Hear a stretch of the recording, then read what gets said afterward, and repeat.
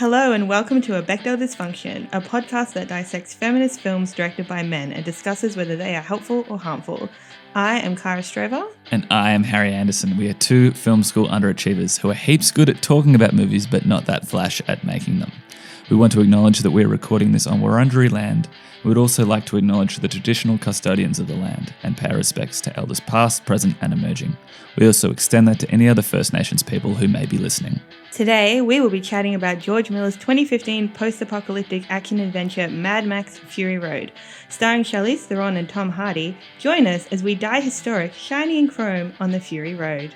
I witness you.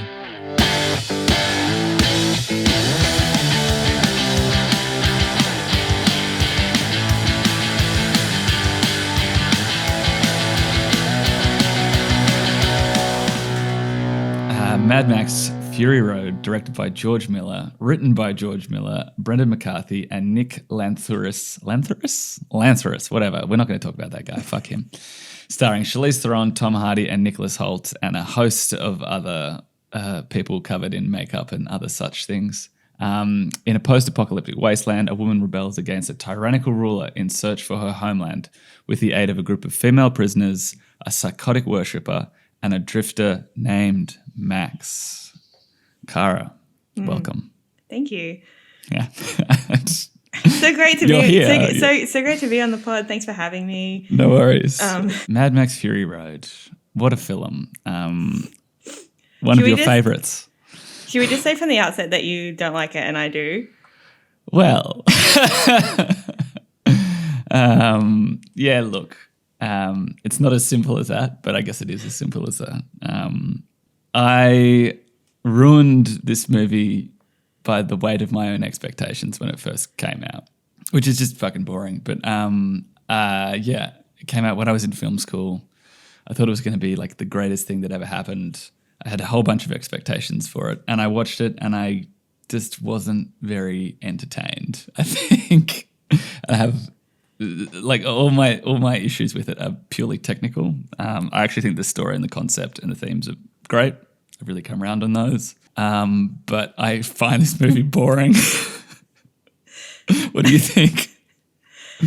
Well, I'm kind of the opposite, I guess. I love it. It's way more fun to hear someone who loves it talk about it. So you tell me your first experience watching this film and why you love it. I think I might have seen it the day it came out or very close to, and I was very hyped for it in maybe like the week preceding because I was at the time a Tom Hardy enjoyer, and I remember being really excited by Furiosa's character. I thought Charlize Theron looked so cool in the poster, and she had a cool name, and yeah, just the trailer got me really hyped. So I went to see it. I saw it in really quick succession as well. Like I saw it once, I think possibly the night it came out. I like dragged a friend along to see it with me, and then a few days later, some friends of ours were planning to go and see it. So I was like, "Yeah, I'll come with you guys again." So I, and it's one I've come back to a lot. Like it was on our curriculum my first year when I did film school at Melbourne Uni.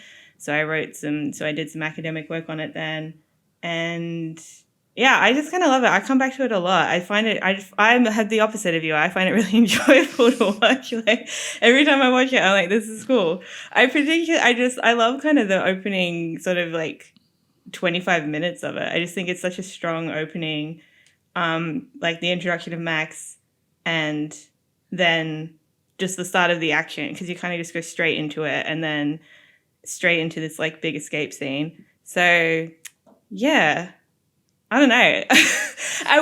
Because you had told me some things you didn't like about it, and on my recent rewatch I was like, yeah, I get it. This is there's something about the color that's kind of not. Yeah, I think I just don't like the style. I think when it comes down to it, that's sort of like weird steampunky stuff. I'm not into. I think that grates me, but that's not the top of my list. I think. See, I actually love that because I love a world. I love being in a world, and I think this one has so much detail, and I think it's really well designed, and I think it's got all these hidden little parts that when you see it, I'm like, that is so cool that you thought of that, and I love that it's included in there, even though it's not integral. So I love how the world is built. I love the design of it. I feel like it doesn't feel real exactly. Like, it doesn't feel like a real world, but it feels like a complete one. And if you ended up there, it would make sense as a real world.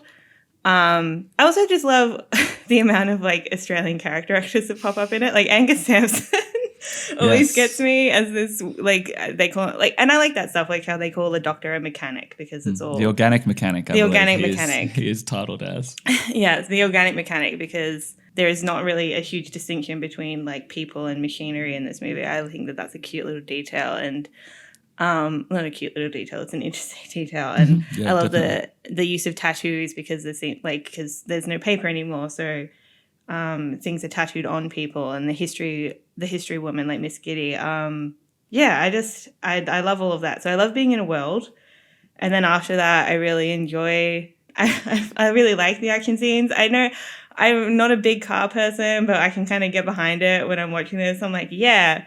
Just some of the other stuff I find really interesting as it, because obviously the most prominent example is the wives themselves, who are referred to as breeders and his treasures. So they're really objectified and kind of rendered as objects in that way.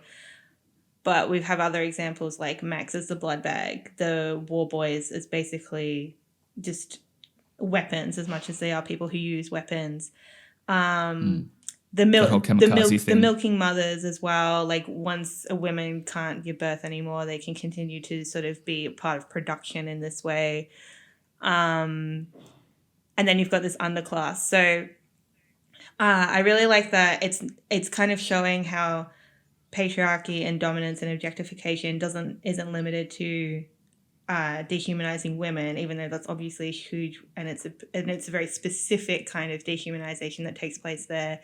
It still damages everyone in the vicinity. So I think that's kind of part of this really interesting world building for me, but it all like fits together like really perfectly when you think about it.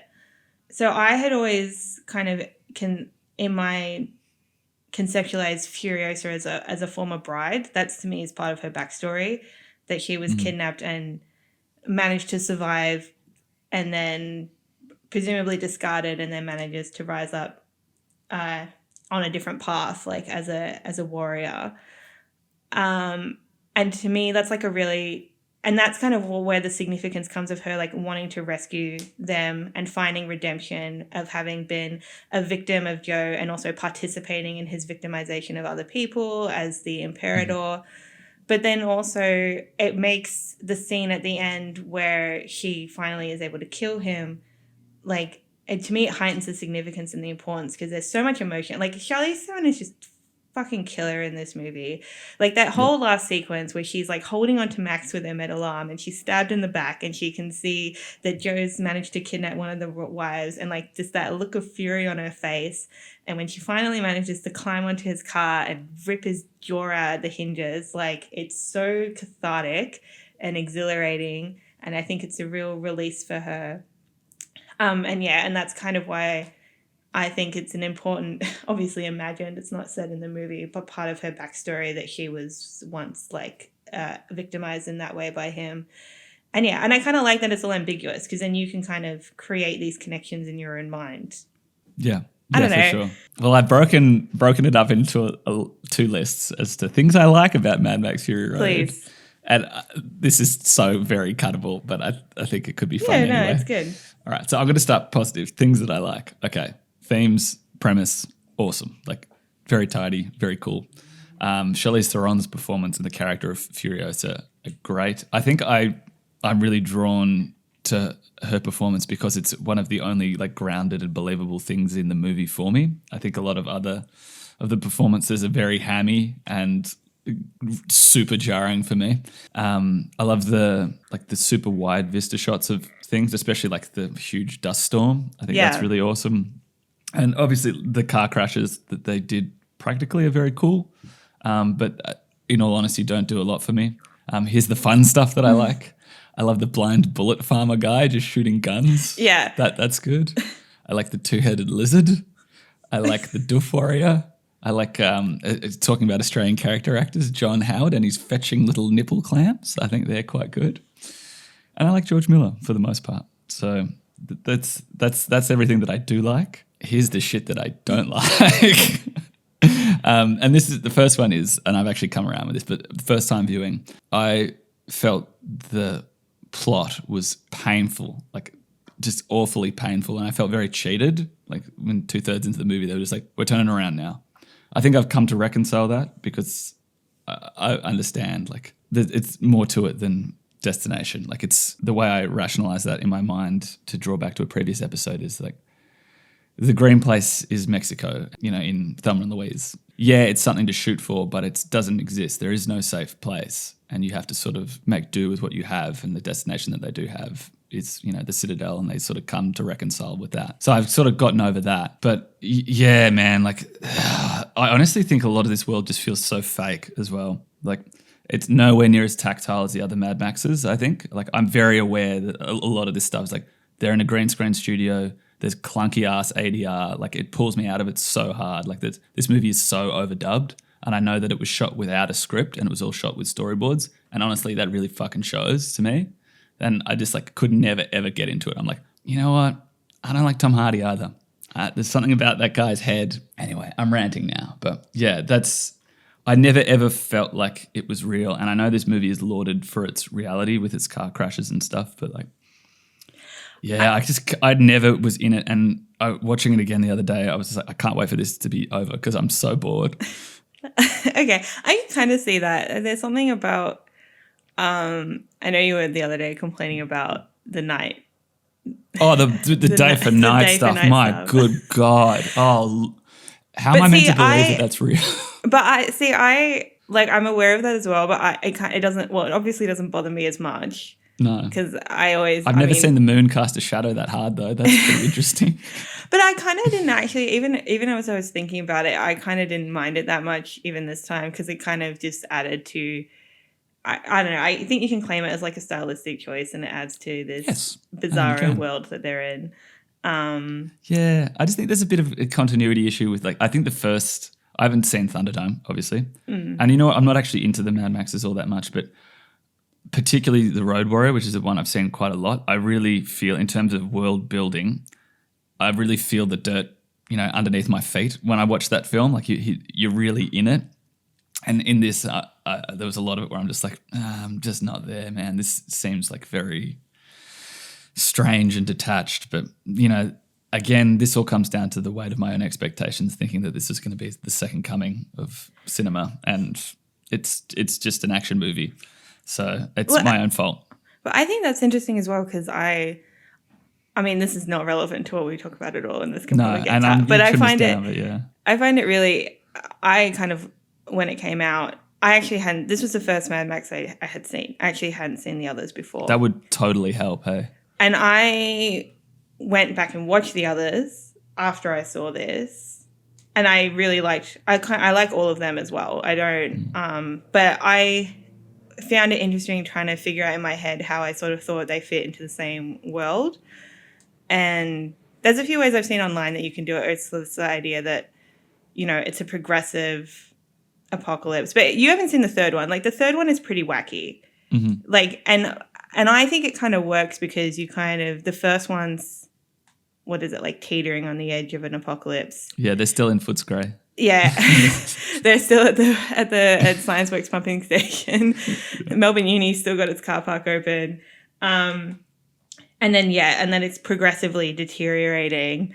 And I've seen some people kind of talk about it as like, well, you can imagine Max as this character in the wasteland, and there's a stories being told, and I kind of like that as an idea. Of like the first one's real, and then they get progressively more fictionalized within their own world. I don't know. I think that's kind of a cute idea of thinking about it. But yeah, I don't know. It doesn't really matter because I don't think there is a whole lot of continuity in the Mad Max series anyway. Like there isn't a lot connecting. This almost isn't even a sequel, really, is it? It's kind of its own thing. Because, I mean, and there's little Easter eggs in this one that call back to, there's definitely, I can't remember his name, but he's like this weird little pilot character who's in the third one, and you see his like helmet on one of the cars in the third one. And actually the villain, Immortan Joe, is played by the same actor who plays the villain in the first one. So it's obviously meant to be like interconnected and like meta connected, but I don't know if it's meant to be considered any kind of direct sort of sequel to any of the others. No, it's sort of a little bit ahead of its time with that sort of like Easter egg weaponized nostalgia that would obviously be amplified in the 8 years between then and now through, Star Wars and what have you, where it's just like ever present and in your face. Like, remember this from the old movies? It's right here. But I know what I like about that is I think it's a kind of a little bit of a counter to some sort of obsessive parts of internet nerd culture where it's like they want to know everything and continuity has to be 100% perfect and everything has to be sequential and we have to know, who delivered the plans to destroy the Death Star and whatever. Like we have to like understand all these things, and any question of continuity errors is like, well, this doesn't make sense and it ruins the whole thing. Whereas I think Mad Max is a series that plays a bit more fast and loose with its canon. And it just kind of makes it, because once you accept that, it's like, oh, it doesn't matter. It doesn't matter what timeline this is. It's just enjoy the story you're watching. Which is the attitude that I should have had going into it in the first place. And that's what cost me.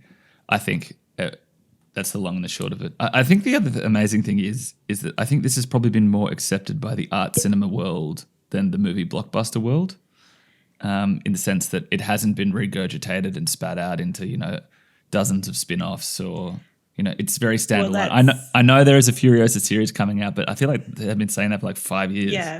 Yeah, because it's interesting. Even as you were talking about it, I was like, well, you're really in the minority because it's kind of, isn't it like 97% Rotten Tomatoes? Like it's one of those critically lauded, and I haven't seen much negative criticism of it. I feel like you kind of get one. You might get some people who don't like the politics in it, but they still appreciate the film. Yeah, you're kind of the only person I know who doesn't like it. Like, I know you don't have to love it. Sorry, I didn't get entertained. I'm so sorry. It's fine. Like, you don't have to apologize. I just think it's interesting. Yeah, I think I was watching an interview with George Miller the other day, and he said the movie's very allegorical. You can, if you just want an action movie, you can have that, and if you want something a little bit deeper, it's there as well.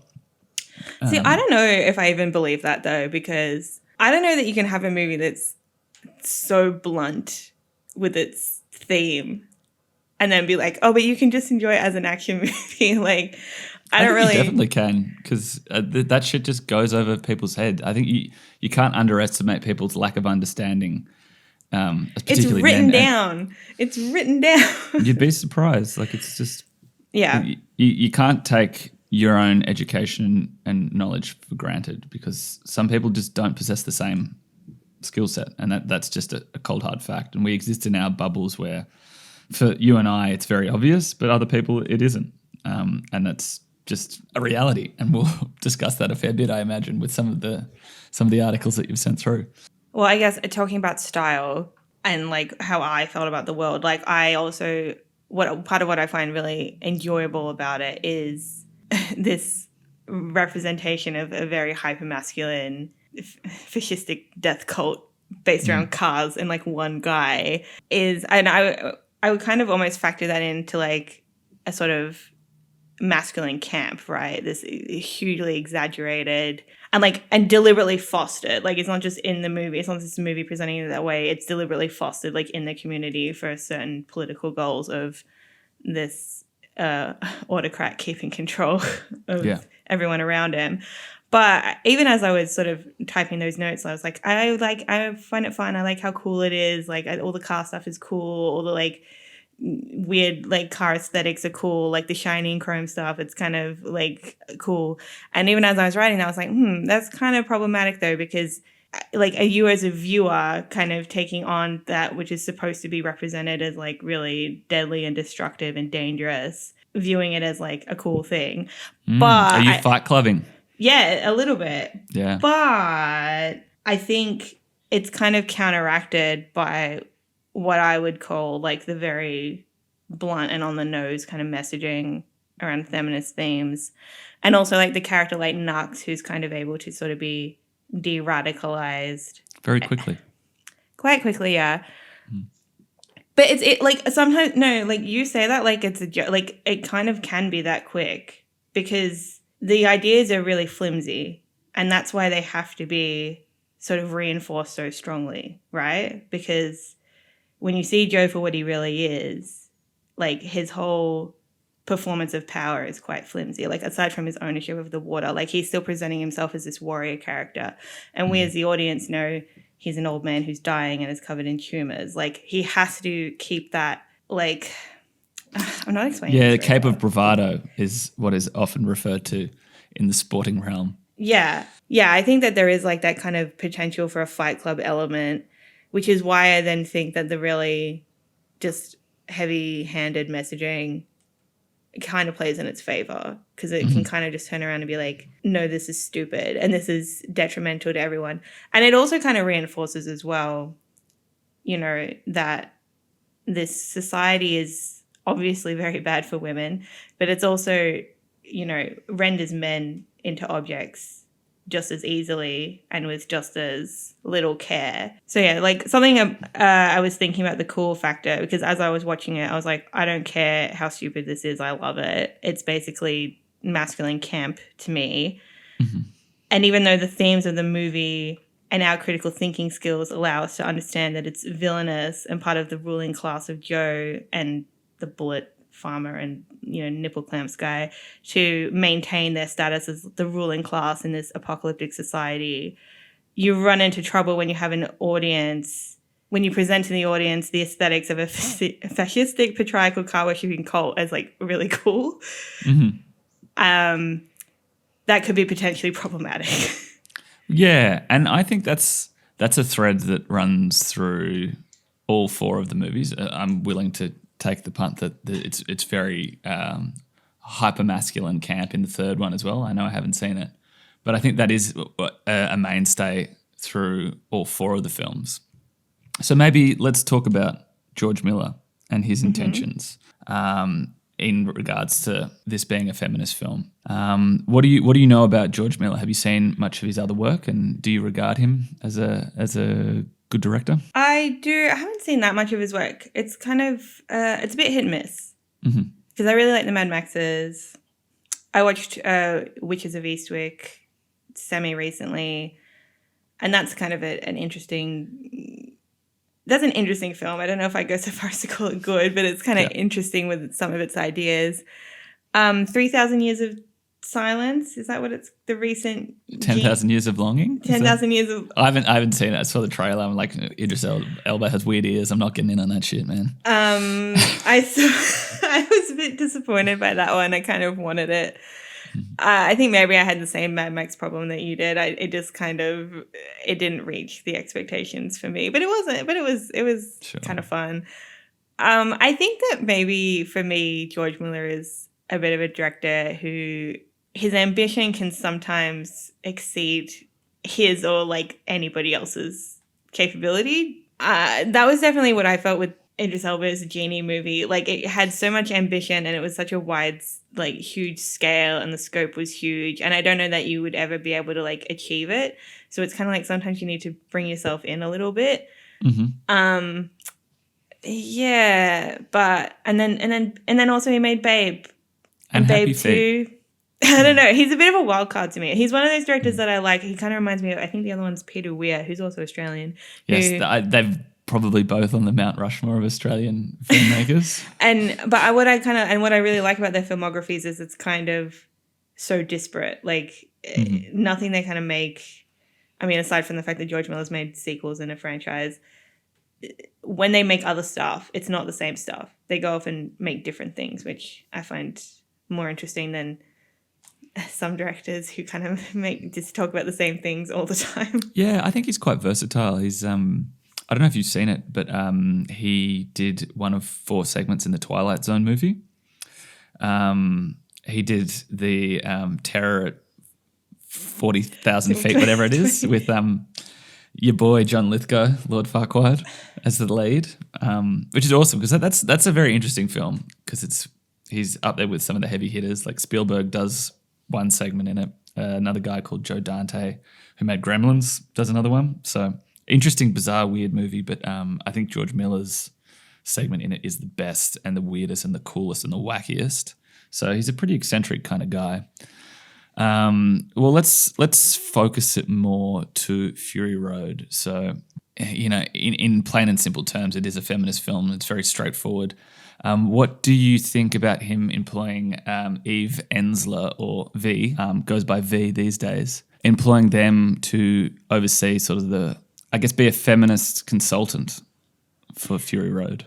Yeah, that's really interesting because I didn't actually know about that until when I was looking into it for this. Same. So Eve Ensler is I'll be honest, I'm not super familiar with much of her work, but famously author of a play called The Vagina Monologues. Again, I'm not super familiar with it, but it's basically a kind of, I think it's 7 separate monologues which relate to various women's recounting sexual experiences, both consensual and non-consensual, and discussing themes of feminism and sexuality in modern society and sexuality in women. And I haven't read all. I know I've read monologues from it, but I haven't read all of it. It's very interesting. And I think to even put that in a play, especially this play is from 1996, speaks to her politics at least. She became involved in the production. I think it's kind of weird when I read about it because George Miller's kind of got this thing about like, oh, I didn't intend to write it as a feminist piece, but once it started to become obvious to me that it was, and then he seems to sort of felt this responsibility to provide a little bit more context and a little bit more, I guess instruction is not the right word, but just a little bit more guidance to particularly the actresses who played the wives of like what, that experience might be like and how they could sort of represent it authentically and represent it appropriately. And that maybe, as a man and with a heavily male production, they wouldn't be best placed to provide that. So they bring in a consultant, even. And actually, I found it, I was thinking, it kind of reminds me of this practice that's coming in a bit now of like intimacy coordinators on sets, which is like, when I think about it, it's so obvious. Like you have stunt coordinators to, create like plans. Realistic action and what have you. Yes. Yeah, which involve physical contact to keep everybody safe, right? And then you have intimate scenes in which there's physical contact and you want everyone to be safe. So why wouldn't you have like somebody coordinating that and arranging it beforehand? It kind of felt like a bit of a precursor to that idea. Although, and we'll talk about this probably more a bit later, some of the behavior of some of... I don't know, I think we can go straight into that now because these are directly intertwined as far as I'm concerned. So obviously, I think also worth mentioning that V, or Eve Ensler, also has done quite a bit of work in the developing world with women in Africa and developing nations in South America, Southeast Asia, blah, blah, all over the world, and talking to them and their experiences with such things as we've discussed and such things as she put in the Vagina Monologue. So she's a very experienced person who's engaged with women from all over the world. So just to put into context, quite an authority, I guess, in terms of what George Miller is discussing in Mad Max Fury Road with what are essentially sex slaves and women who live under the control of a tyrant and imprisoned and entirely dependent on the same person all at once. So I think on paper it is a great hiring by the production to say, hey, let's get someone with an authority to get involved. It seems like a lot of people have their hearts in the right place. But having your heart in the right place doesn't always transition into things actioning correctly. So we've come across an article. We've discovered this podcast, just us. Breaking news. An article came out last year in Vanity Fair, an excerpt from a book called Blood, Sweat and Chrome, The Wild and True Story of Mad Max Fury Road by Kyle Buchanan, which is just an insight into the production, the tremendously tortured production of the fourth Mad Max film, which took 16 years to make from conception to completion. Basically, it seems like, my previously beloved Tom Hardy was kind of a dick on set. There's a bunch of quotes from this about his behavior ranging from just unprofessional and inconsiderate to threatening and aggressive to other co-stars, but particularly Charlize Theron, who he didn't get on with. Hugely disappointing to me when I read. And also, so at some point, Charlize Theron wanted to bring in a woman producer, Denise, I can't remember her surname, to kind of mediate and to also make her feel safer on set by having what she felt would be an advocate or, you know, like another woman to just kind of understand what she's going through in a sort of senior production position, because it seemed that George Miller wasn't kind of willing or was unwilling, or he didn't really understand the full extent of the situation and didn't sort of step in to control it himself. And I also can acknowledge, I've never worked on a big production like this. I don't know whose job it is to step in when an actor is behaving that way, if it is on the producers to do it. But there does also seem to have been executives and producers who were preventing that, trying to protect both George and Tom Hardy from any kind of sort of accountability for his bad behavior. And it's obviously it's unacceptable to just behave that unprofessionally on set. But some people mentioned the actresses who played the wives being intimidated or afraid of him. There was at one point where Charlize Theron felt physically threatened by him, and that's totally unacceptable. And I don't even like the way that some of the production that they speak to in those quotes kind of frame it as like, oh, he was so method. He was so method in the role. Well, there's a couple of quotes I wouldn't mind reading out if that's all right to you. Go ahead. So this particular incident, which is referred to, it's kind of the centerpiece of the article, which is told from the perspective of, I'm probably going to get his last name wrong, but I'm going to do my best. So apologies to you, Mark, if I get your last name wrong. But Mark, I want to say Jolnick. Sorry if I got that wrong. But anyway, it's a camera operator. You did great work. Well done, Mark. But this is his retelling of a particular incident. It was 11 o'clock. Charlize had been in the war rig, sitting in makeup in full costume for 3 hours waiting for Tom. Tom turns up and he walks casually across the desert. She jumps out of the war rig and starts swearing her head off, saying, "Find the fucking cunt. $100,000 for every minute that he's held up this crew. How disrespectful are you?" She was right. Full rant. She screams it out. It's so loud. It's so windy. He might have heard some of it. But then he charged up to her and went, "What did you say to me?" He was quite aggressive. She felt threatened. And that was the turning point, because then she said, "I want some protection." She then had a producer that was assigned to be with her at all times. So, and it's confirmed by everyone who was there on the day that this happened. You know, details would be muddy because it's all memory based, but there's enough shit there that's sticking. So, a pretty horrible work environment for someone to feel so unsafe in. Yeah, it's fucked, and I don't think Tom Hardy even disputes it, because he kind of talks about it in this way of like, oh, I didn't understand. And then he kind of came around in the end. And there's some people talking about it like, oh, he's so method. He was following the character's arc in the movie of like. Well, can I say a quote from, sorry to cut you off, but this is coming directly from George. The story is about self-preservation. If it's an advantage to kill another character, then you should do it, and you shouldn't think twice about it. I think that crept into the actors. Many years ago, I had the privilege of working with Jack Nicholson on The Witches of Eastwick, where he was playing the devil, and he said, "You know, we think as actors that we don't bring it home at night. We think we just leave it in the trailer and then we walk off set. But the truth is, if you're doing your job properly, you bring it home." And that was one of the dynamics that was happening in the film. So it's a little bit of a scapegoat for me, and pretty cheap, to be honest, because I just don't buy into that sort of I find it a behavior. total crock. It's an excuse for bad behavior, and it's an excuse for being a diva. It's an excuse for I hate it. I hate it coming from Jack Nicholson. I hate it coming from Tom Hardy. And I think it kind of cheapens for me also bringing in Eve Ensler, because it's like, what is the point? It's just this a total lack of self-awareness to be like, I'm going to bring in this, you know, this academic, this advocate, this activist to, you know, provide context and information and guidance to I'm going to guess that she was only really involved with the women actresses in this film.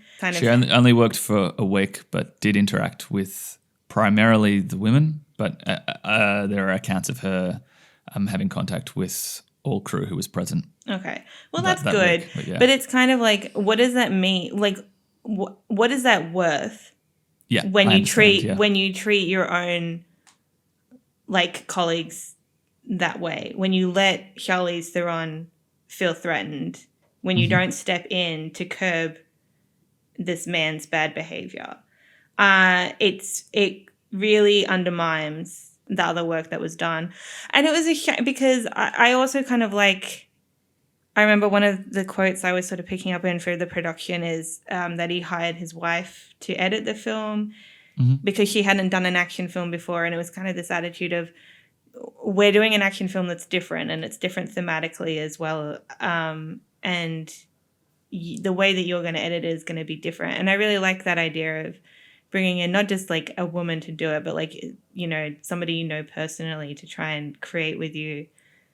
But again, it just kind of feels, what does all of that matter if you're not going to preserve the real life safety and you know, respect and dignity of the women you've got working on your set by stepping in, like using your authority to, and I think it's a damn shame. Yeah.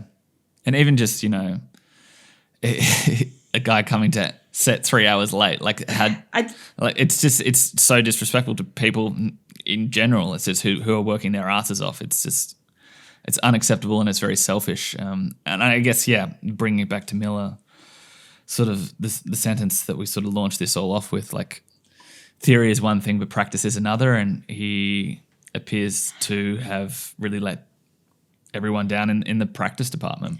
Well, in terms of safety and femininity. I guess it's for, like, you know, bringing in a consultant like V, that's practice. That's good practice. That's something I think that's a bit inspiring. And I think other productions probably do, but like should do things like that. Because, you know, you see the amount of like cops who, like, in cop movies, they go and rides around with cops and stuff. Like, you know, there are other ways that you can integrate kind of feminist academics and activists to enrich the themes of what you're trying to do.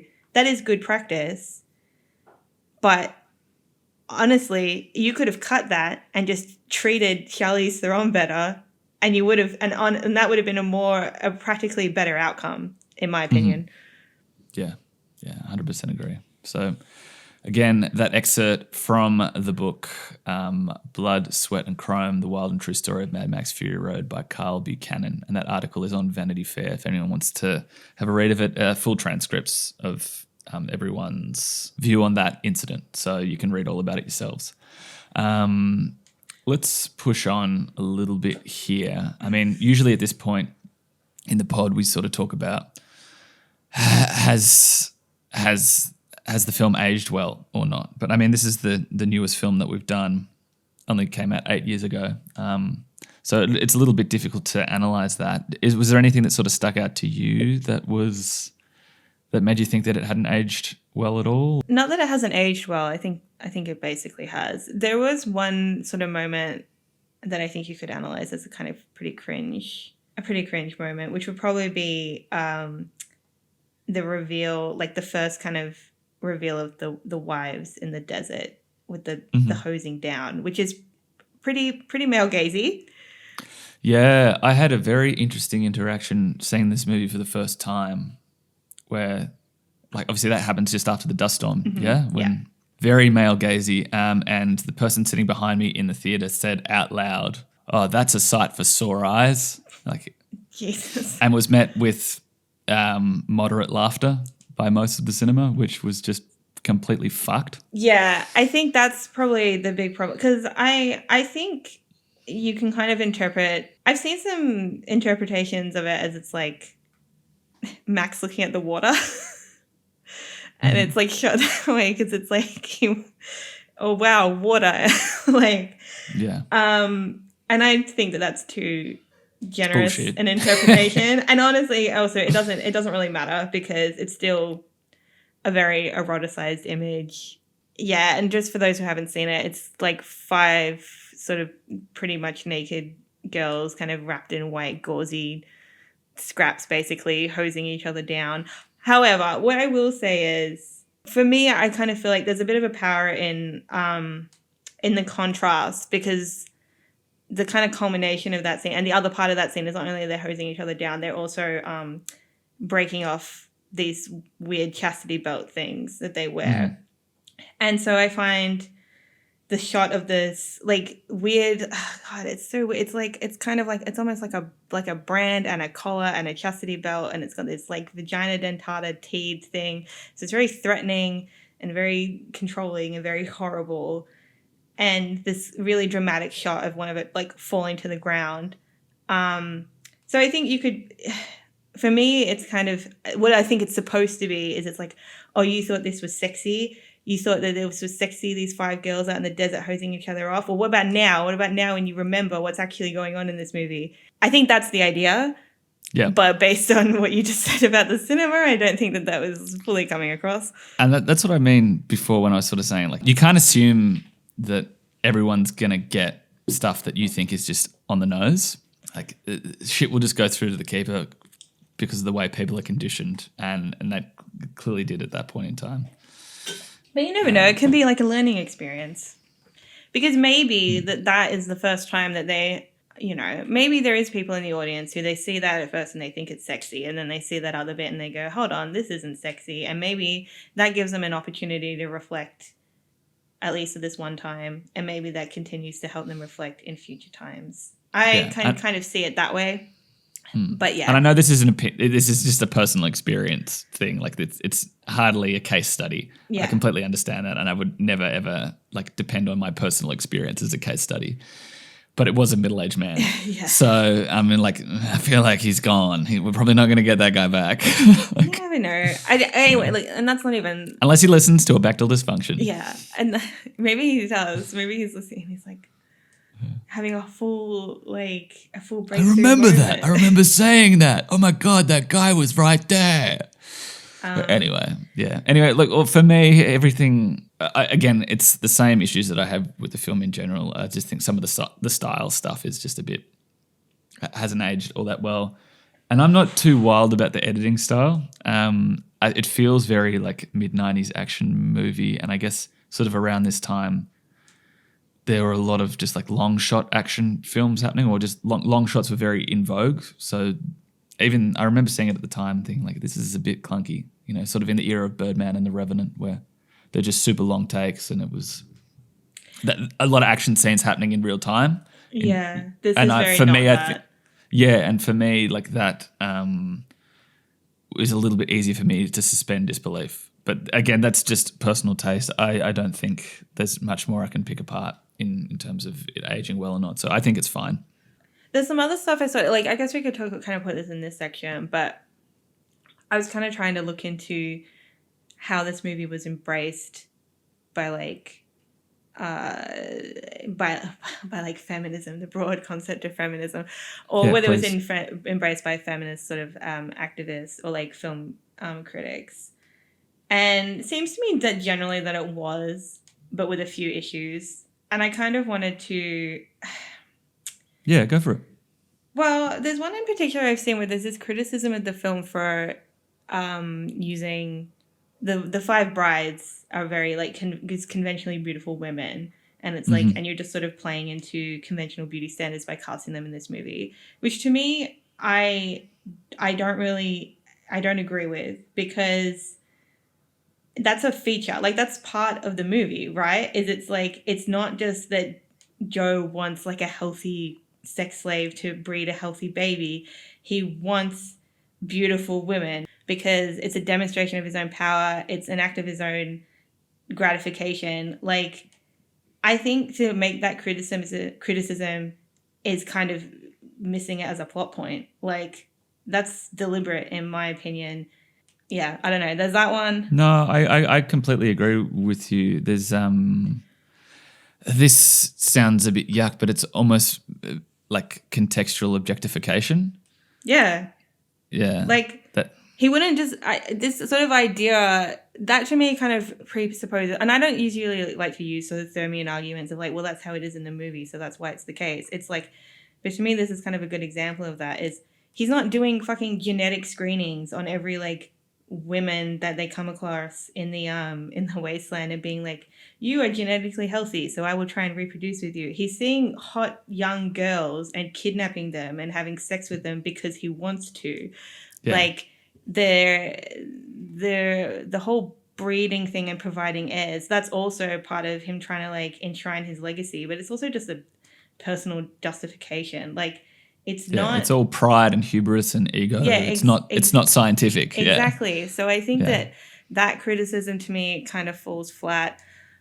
I've also seen a little bit of pushback against, like, when you said about turning back to the Citadel, that's Max's idea. So we're kind of coming back to who's the real protagonist of this movie, which I still think is Furiosa. Mm-hmm. Just because Max has a good idea to go back doesn't mean that he's kind of, to me, the dominant like moving force of this movie. He's very much along for the ride. So I don't really care about that. I just go like, well, who cares? That doesn't really matter to me. Like, who decides, who has the idea to go back? The point is that they all decide to go back together, in my opinion. Mm-hmm. Well, I'm glad you've brought that up specifically, because right now I would very much like to push into my favorite segment, Sexy Lamp. Okay. Context for listeners. If you can replace any female character in your film with a sexy lamp and it does not affect the plot, the story, or the themes, you are a hack. Cara, who is your sexy lamp for Mad Max Fury Road? Sorry, I didn't really think about this. I'm sorry. I've got a good one. You want me to go first, though? Well, you say, because whatever you say is going to be trivial because I've got a fucking great one. So maybe, you go for it. Maybe, what's his name? Maybe Richter's? Sure. You want to hear mine? Yeah, go ahead. I think Max is the sexy lamp of Mad Max Fury Road. Discuss. Well, discuss. This is your idea. Well, yeah, this is my thing, right? So he's a false protagonist. It's set up. I think he's pretty much there just to tack this on to the pre-existing world of Mad Max.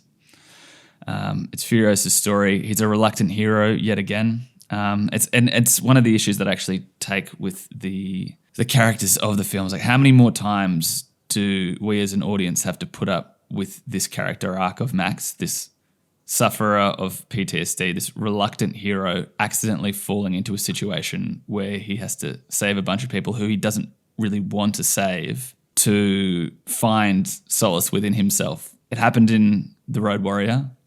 Did it happen in Beyond Thunderdome? Yeah. Is that the same character arc? Pretty much. Why the fuck are we doing it for the third time? This bloke is just chucked in there to tell Furiosa's story. He's like, apart from killing someone off screen, being a blood bag, or saying, hey, let's turn around, doesn't actually do a lot. I agree with what you're saying, but I don't think that makes him a sexy lamp. I still think he's too... And the fact that he gets dragged into the plot and then he does sort of decide to, be part of this, to help Furiosa and go back with them. Not to stay with them, but to just help them do what they're doing. Mm-hmm. He has too much agency. He does too much, like, definitive action to actually be a sexy lamp. But I agree with what you're saying. He's not the protagonist. Could he have not been in the film? Well, no, he couldn't have. The same set of events still happen? Well, so no, if he's not there, have. if he's not there, Nux doesn't get a blood bag. He doesn't go out. So you don't have this heroic car trying to chase down this war rig. But again, and they get away. He's the only one who got close to the war rig. That's too much of a total change of the plot for him to not be significant as part of it. Like, you couldn't replace it's can you replace the war rig was going out whether he was found or not. It's also not whether the movie changes if it's out of it. It's whether you could have, like, rather than a sexy lamp, it's like whether you could replace this actress that you've got to play this woman with a mannequin, and would the movie change? That's when it's no. You could change Max with a mannequin and the movie would change quite a bit. So like he's too much of an actor in the plot of what's happening in the movie for me to be a sexy lamp. But I do understand. I think he is so peripheral and irrelevant. Okay. I don't agree with you. Well, I think it's also another success that this test, which has previously been reserved for female characters of film in general, is again not going to be rewarded to a female character within this film. So that is a success. And something worth celebrating. I think that's to me more the achievement is when you just don't have one. When you can have a cast that has actually a lot. Because it mostly comes up in like a James Bond movie where you're lucky to have like one woman and she usually doesn't do anything. Like that's your usual sexy lamp. Whereas this movie has heaps of women and they're all active participants in their own way, in different ways, doing different stuff, helping each other out, going to the green place, going back, bag of seeds. Going back, yep. Bag of seeds stabbed in the neck. Yeah. I do like, obviously, like you say, there is no green place. There's no utopia to go to. That's basically a MacGuffin, but it's a place. But I like it's nice and refreshing to see some older women doing some action stuff. And not all of them die. A lot of them die, but not all of them do. All right, so maybe we'll have to agree to disagree about who the sexy lamp for this is, but perhaps if we push into our grading criteria now, we can talk a little bit about some of the backlash of perhaps Max not being as important a character as he was in the previous three films. As we do in every episode, the grading criteria: does this film Fight Club?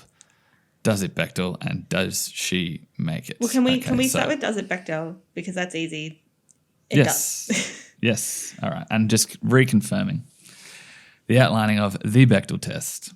The film has to have at least two named women characters in it who talk to each other about something besides a man. That happens a couple of times with the older tribeswomen and the wives and Charlize Theron's character. So that is a pass there. Tick, got that out of the way. Does it Fight Club? And just to clarify for everyone, does the film have an alternative effect of what was intended by the filmmakers? So with something like Fight Club, basic-ass movie about the issues that can surround mental health that actually just made boys want to punch each other in the head. Cara, does this movie Fight Club for you? I think I touched on it a little bit before when I was sort of talking about the potential cool factor relating to Immortan Joe and his, death car cult. So I think there's that element of people who only take away sort of the stylistic rather than anything thematic. I think that's there. And then on the other hand, you have... Yeah. So before the movie came out, when the trailer came out and it was really highlighted, Furiosa is kind of the main character. There was a bit of an online backlash by MRAs and men's rights activists. And this was a community I was kind of not like involved in, obviously, but I had my eye on. I found them, I was a bit interested in them at that time. Because of The Ugly Truth by Robert Lukatich? No, I was possibly thinking about like making a documentary, a short one. Oh, I remember you doing that. And then I didn't do it because I kind of got scared. I was like, these people are scary. Yeah. I didn't really want to. I sent an email to like one guy, like he's kind of from the Australian branch of what's it called, like the Return of the Kings or something, whatever they're called. Jesus. And he emailed me back like, yeah, I'd be interested. And then after that, I was kind of like panicked. Just didn't. And I was like, I actually don't want to make this anymore. Well, fuck that guy. But yeah, do go on. Anyway, yeah. So when the trailer came out, there was some backlash from that community of Max being sidelined. And it's the same kind of shit. You fucking hear it all the time nowadays. Like whenever there's a woman or a black character in a movie, like, oh, there's a black Ariel. It's just PC movies are all woke and like it's that kind of inane shit. But it was very strong.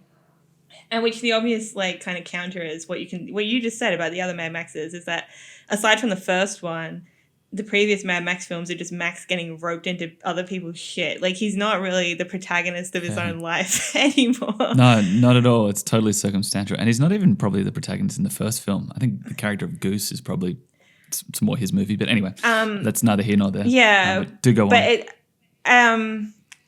But it's interesting because I was reading an article. Let's see if I had the nerve to write it down. Recouping masculinity, men's rights activist responses to Mad Max Fury Road. And of course, I didn't write down who wrote it or what journal it was in, but that's okay. Yeah, who gives a fuck? Let's not give these people credit. Oh, no. This is somebody writing about it, not... Oh, well done to them. They did point out that actually when the movie came out, there was a bit of dissent even in that community of people being like, it's not as feminist as everybody said it is, guys. It's okay to watch it. And it just go like, it's honestly, it's so baffling to me to see any kind of community sort of treat any kind of media like this, of like as if it fucking matters like what you watch. But anyway, isn't that the funniest thing about fear and insecurity? Yeah, it's just like it makes people so hysterical. But I don't know if I would really call that fight clubbing though, because that's almost that's really taking on board the filmmaker's message of being like, this is a feminist film, and us being like, well, we hate that, so we don't want to watch your movie. So in that way, you could kind of call it quite successful. Yeah, true. It's not like they're watching this film and going like, yeah, Joe, get him. Yeah. Like they're kind of looking at this film and going, not all men, and why isn't Max the protagonist? And it probably, why didn't they like living in a bank vault? It seemed nice in there, nicer than the desert. Like, it's that kind of shit. So yeah, I'm with you. And it's, I don't know, I feel like Max says way more lines in this than any of the other movies as well. Like, he's not very talkative. Maybe he's more talkative than I remember. I'm just like, in this movie. Yeah. But anyway, that's the power of memory. It's neither here nor there. Also, again, that's just a personal experience thing. It's not, doesn't mean anything. It also like, it doesn't really matter. Like, you can have a quiet character who's still like the most dominating, character in the movie. Yeah, 100%. I actually think that's one of the strengths of Mel Gibson's performances in the earlier films is like him just being this weird, silent, fucking rogue Viking guy who's just like, who's this mysterious stranger? Whereas I guess Hardy's character is just more this little gruff PTSD guy. I mean, yeah, that's kind of it. So yeah, I don't know. I don't think it fight clubs because No, I don't either. I do think that like the theme and the messaging is kind of too blunt. So I think the main people who might try and fight club it, which is like your MRAs, are looking at it going, it's too feminist. We don't like it. That's my general kind of feeling about it. Yeah. And I guess the thing that you sort of touch on there is like the glorification of bad guys being cool. It's pretty minuscule. Like I think you're cool for like identifying that within your own experience. And I think that's kind of very honest and modest of you to say that. But it's not having a huge impact, just saying, bad guys often look cool. That's fine. Darth Vader looks cool. It's fine. Yeah, but I think probably doesn't really matter as much in this movie because it's so totally fictionalized. But there's a real, you got to be careful when you're doing stuff. Oh God, this is going off topic. Like particularly with like Nazi imagery. And I don't know if you've seen that Lindsay Ellis video about the producers. But anyway, and she talks about like how American History X is a really good example of a movie that is like really literally about fascism is bad, Nazism is bad, white supremacy is bad, racism is bad, right? You really see that in the text of the movie. But it's actually really popular with white supremacists because of how cool Edward Norton looks as a Nazi in that movie. So you have to be careful because images are a lot of the time stronger than like text, if you know what I mean. Yeah, 100%. Again, in this movie, it probably kind of doesn't matter that much because there isn't like a real world crossover, but it is just something to kind of be aware of. Yeah, 100%. And I guess the big one is, does she make it? And she does. They do. They do. All them girls, they make Well, it. not all of them. No, true. The ones who died didn't make it. The ones who died didn't make it. But you know what? Action movie, people got to die. And at least... Got to break a few eggs to make a Fury Road omelette. At least a few of them make it back. Yeah, I think they make it. Cool. All right. Big question. Big question. Cara, is this film helpful or harmful? I think it's helpful. I'm Cool. pro. I think this one's pretty, production issues aside, and I think when you've got a movie that kind of riles up like a conservative base and just an outwardly out and proud sexist base into saying it's too feminist, we don't like it. I think that is it's a big win. Yeah, that means that it's working. That's my favorite part about the movie that I don't like. But you don't like it for different reasons. Yeah, exactly. I just didn't get entertained, but yeah, my heart is definitely in it for the morals for sure. Not a great example, obviously. As you said, this is critically acclaimed. A lot of people love this. Maybe as well as being helpful, maybe explain just as tightly as you can, little 2-sentence synopsis, like why this movie is so important to you. It's probably a lot to do with just my own personal context of it came out at a time where I was really finding my feet as a feminist. And because, oh God, this is too revealing. There have been times in my dark teen past where I was an anti-feminist. And I, of the equalist tradition of we've all got equal rights now, so what's the point? And it was kind of a bit before this, but at this kind of age that I was really finding my feet and my voice and my sort of political opinions. And it was really exciting for me to see a huge blockbuster like this that just kind of laid it out.